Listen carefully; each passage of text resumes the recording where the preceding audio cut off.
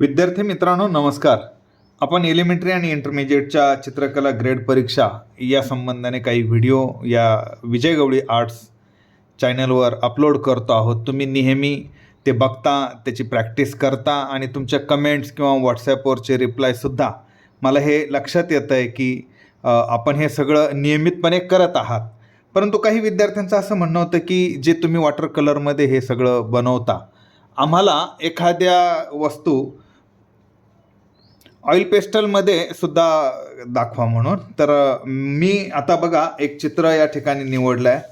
आपण आज जे चित्र काढणार आहोत ते आहे ह्या मोठ्या वांग्याचं. आणि या वांग्याचं चित्र काढण्यासाठी किंवा त्याचं रंगकाम करण्यासाठी मी आज वापरणार आहे माझ्याकडे असलेल्या या डोम्स नावाच्या कंपनीच्या ऑइल पेस्टलला.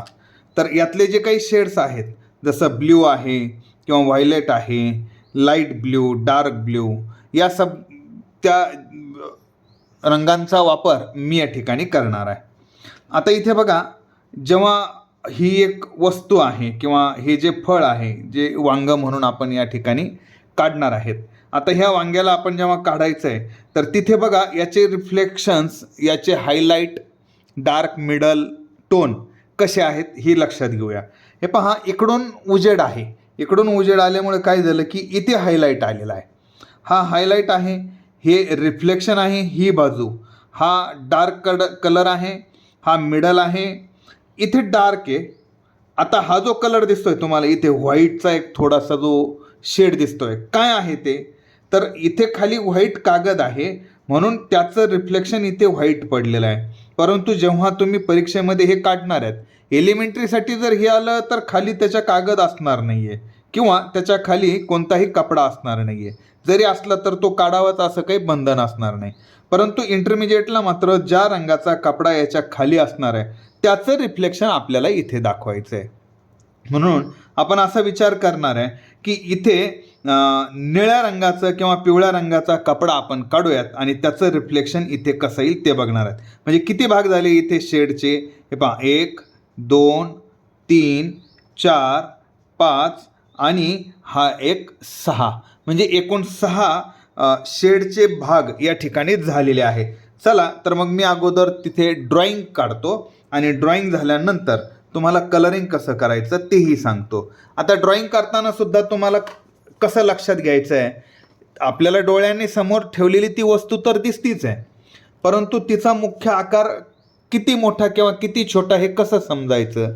तर तुम्ही जे त्याच्या बाजूची बकेट असेल किंवा तुम्हाला काही टब आलं आहे किंवा मग आहे ते जे काढलेलं असेल, तर खरोखरच्या मगाची जाडी, खरोखरच्या तिथल्या बकेटची जाडी किती आहे आणि त्यासमोर ह्या ठेवलेल्या वांग्याची जाडी किती आहे हे अंदाजे घ्यायचं. आणि मग जेवढी काही जाडीची तुम्ही बकेट किंवा मग काढलेला असेल तेवढ्याच आकाराला बरोबर शोभेल अशा पद्धतीला हा आकार तुम्हाला त्या ठिकाणी काढावा लागेल.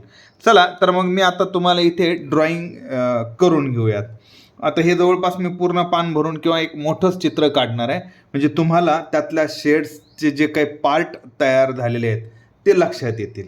हे पहा, एक कच्चं रेखाटन आपण या ठिकाणी काहीसं करून घ्यायचं आहे.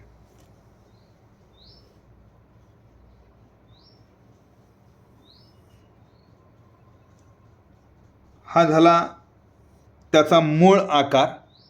परंतु त्याचं जे देठ आहे, म्हणजे इथे जो काही हिरवा भाग आहे त्याचा,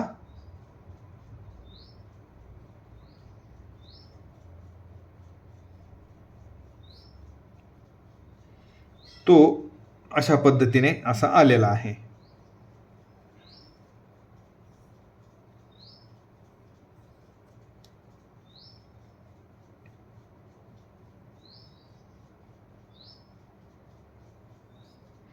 बघा, हे अशा पद्धतीने आपण एक साधारणतः त्याचा आकार कसा आहे हे बघून घेतलेलं आहे.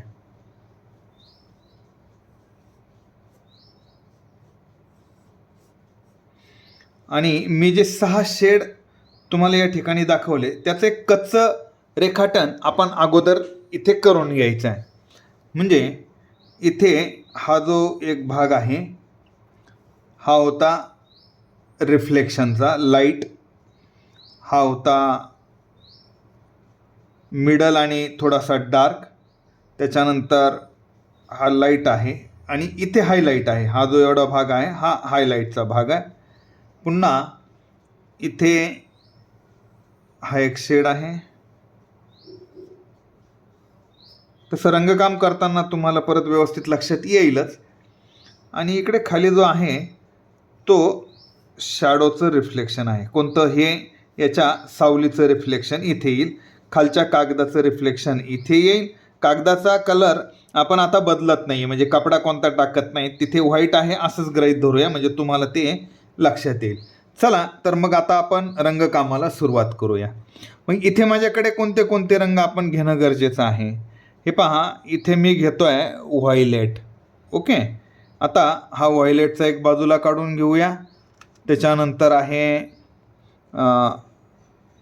प्रशन ब्ल्यू. ठीक आहे, पर्शन ब्ल्यू किंवा प्रशन ब्ल्यू. त्याच्यानंतर ब्ल्यूमधलेच जे काही आकार आहेत, थोडे शेड्स आहेत, आपण ते घेऊयात. याच्यानंतर आहे अल्ट्रामरीन ब्ल्यू.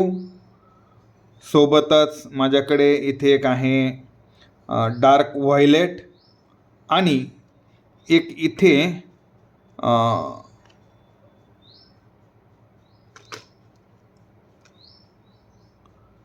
याच्या देठासाठी मी घेतो आहे एक लाईट ग्रीन आहे. सोबतच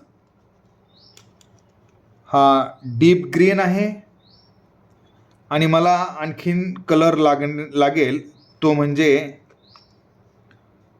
डार्क ब्राऊन, लाईट ब्राऊन. फार कन्फ्यूज व्हायची गरज नाही. मी जेव्हा हे रंगकाम करेल ना तेव्हा पुन्हा एकदा तुम्हाला मी कोणता रंग वापरतोय, कोणता शेड वापरतोय ते सांगणारच आहे. आता बघूया, आपण सुरुवात करूयात. मी घेतोय हा व्हायलेट. ठीक आहे, मग मला अगोदर जो डार्क बाजू आहे ना मी त्याच्यावर थोडंसं रंगकाम करतोय.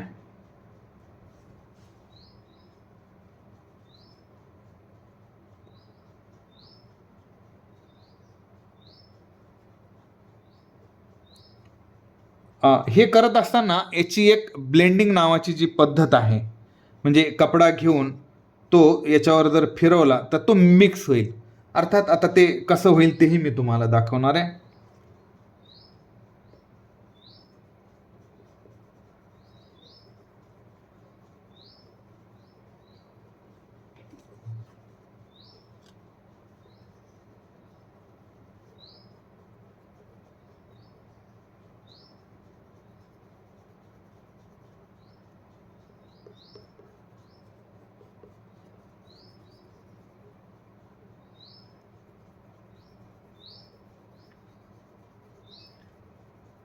जितकं व्यवस्थित निरीक्षण कराल तितकं सुंदर तुम्हालाही हे रंग काम करायला जमेल.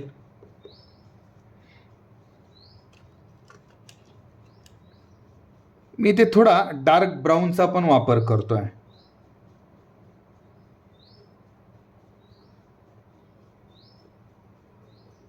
फार नाही करत आहे.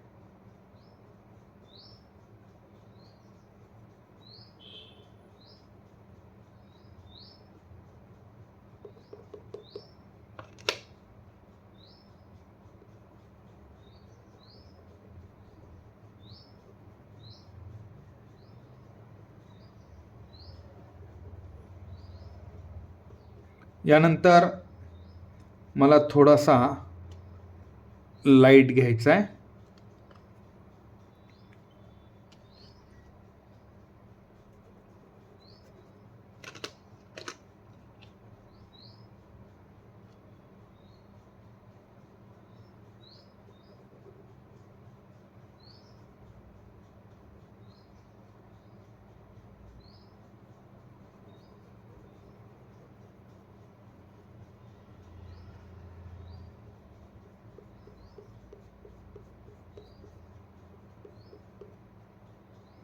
हे पहा, हा मी ब्ल्यू ह्यू नावाचा जो आहे तो शेड घेतलेला आहे.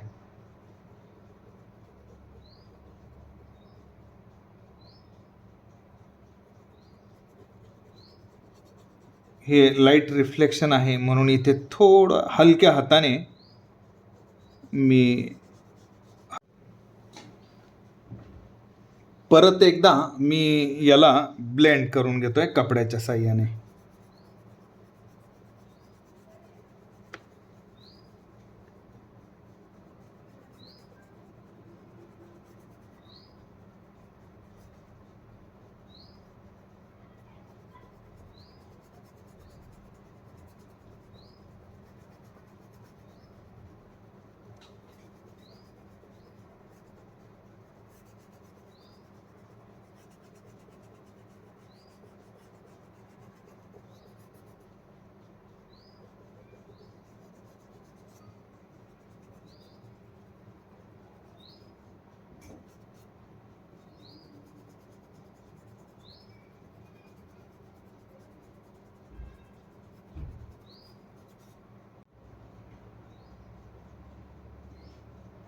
हा डार्क व्हायलेट याला थोडंसं आपण डार्क करतोय.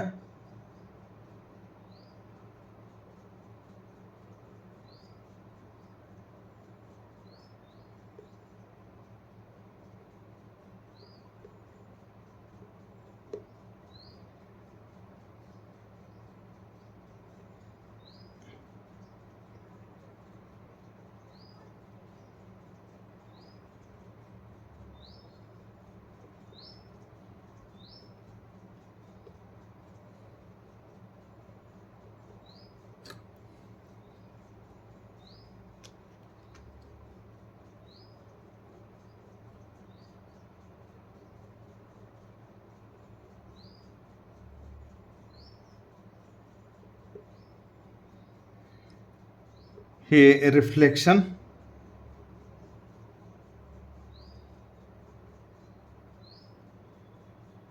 हा याचा लाईटनेस आणि पुन्हा इथे रिफ्लेक्शन.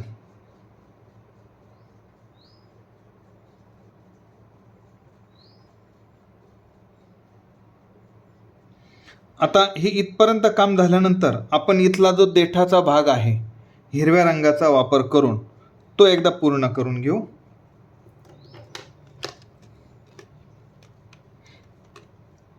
यासाठी माझ्याकडे आहे लाईट ग्रीन,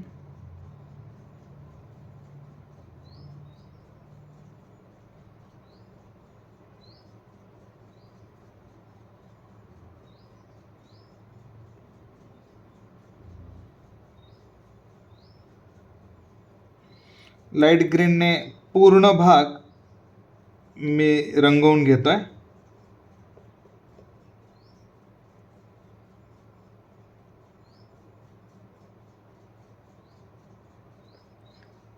त्यानंतर त्याचं रिफ्लेक्शन, त्याची शॅडो दाखवण्यासाठी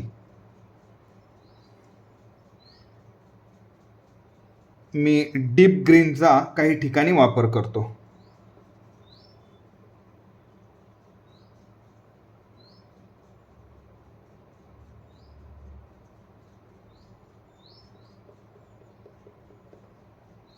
त्यानंतर सॅप ग्रीनचाही वापर करतो.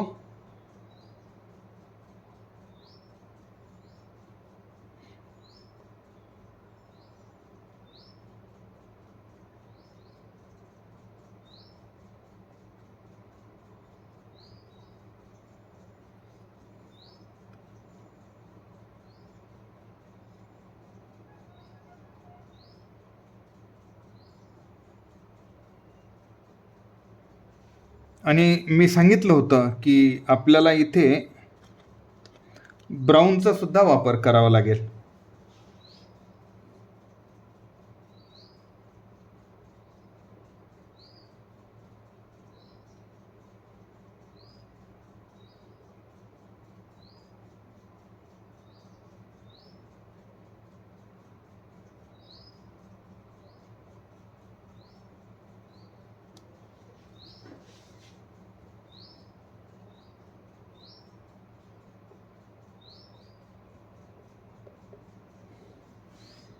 याला आपण थोडंसं ब्लेंड करून घेऊ, किंचित, जास्त नाही.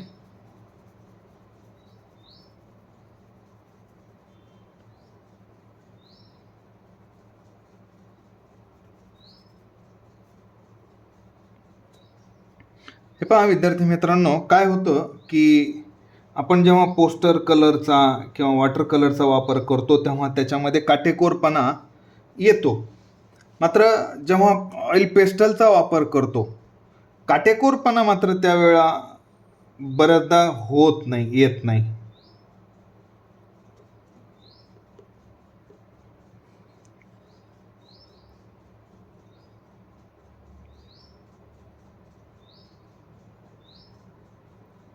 आता आपण याला व्यवस्थित आकार देऊया.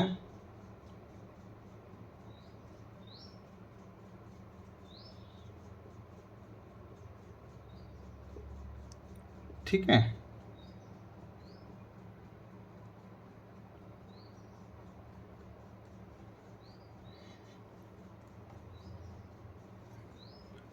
इथे आपल्याला काही बारीक रेषा काढायच्या आहेत. त्या कशा काढतोय व्यवस्थित लक्ष द्या.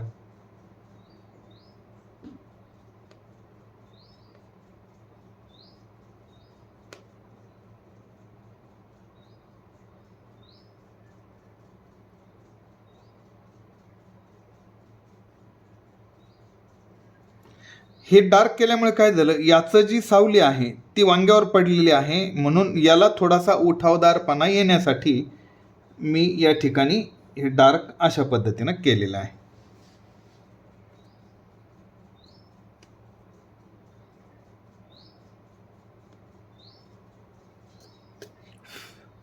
बघा, हे अशा पद्धतीनं समजा एक वांग्याचा आकार झाला. आपल्याला याच्या खाली त्याची शॅडो दाखवायची. मग ती शॅडो दाखवण्यासाठी मी घेतोय अगोदर अल्ट्रामरीन ब्ल्यू. ठीक आहे.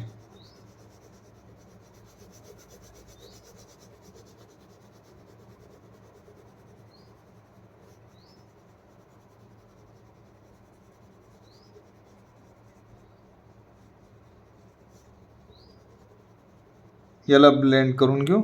याचं ब्लेंडिंग अशाच पद्धतीने थोडंसं करायचं.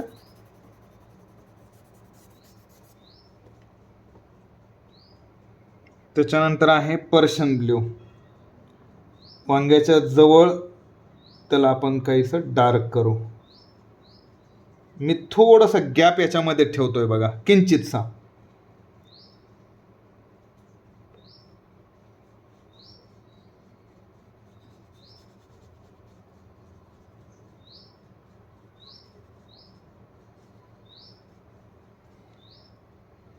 पुन्हा याला ब्लेंड करायचं.